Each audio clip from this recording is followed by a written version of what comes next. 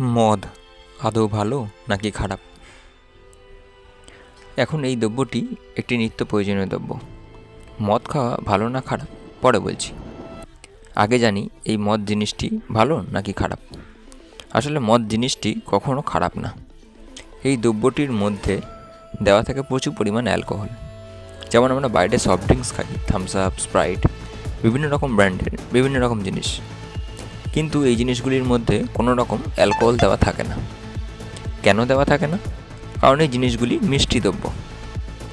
কিন্তু মদ জিনিসটির মধ্যে অ্যালকোহল দেওয়া থাকে এই কারণ এটিতে অনেক ফল ও ফলের দানা পেশাই করে তার রস ও কেমিক্যাল দিয়ে জিনিসটি বানানো হয়। তার ফলে এটি অনেক তেতো হয় এবং কষ্টা হয়। আর মানুষ বড়ই আরামপ্রিয়। মানুষ চায় মিষ্টি, তেতো জিনিস না খেতে।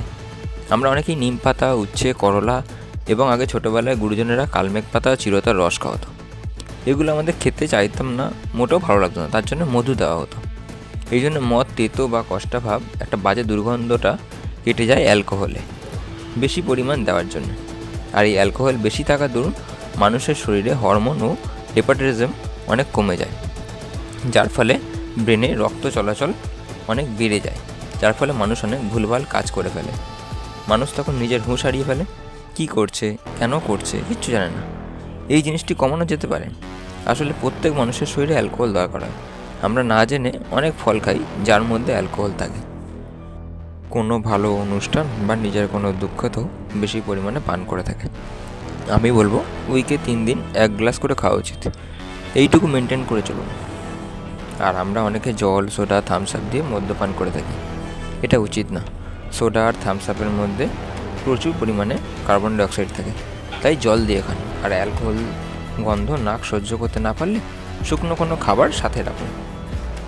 সোডা আর থামস আপের মধ্যে কার্বন ডাইঅক্সাইড বেশি থাকার ফলে অ্যালকোহলের মাত্রাকে বাড়িয়ে দেয়। ভাবুন, ওই অল্প অ্যালকোহলে আপনার মানুষের শরীর হুঁশে থাকে না। আপনি যদি নিজের হাতেই সেটাকে বিষ তৈরি করে তোলেন, তাহলে আপনি আপনার পরিবারকে হারাবেন। তাই মেনটেন করে চলুন, সুস্থ থাকুন, ভালো থাকুন। দিনের আলো হোক কি রাতের অন্ধকার, পাড়ার মোড়ে হোক কি বাড়ে, এই হ্যাবিটগুলো বন্ধ করুন। আবারও বলবো, সুস্থ থাকুন, ভালো থাকুন। আর যদি আমার এই ভিডিও আপনার ভালো লাগে তাহলে একটা লাইক, কমেন্ট করে যাবেন, সাবস্ক্রাইব করে যাবেন, ফলো করে যাবেন, পাশে থাকবেন। হয়তো আরও অনেক কিছু জানতে পারবেন আমার ভিডিওর মাধ্যম থেকে। Thank you so much.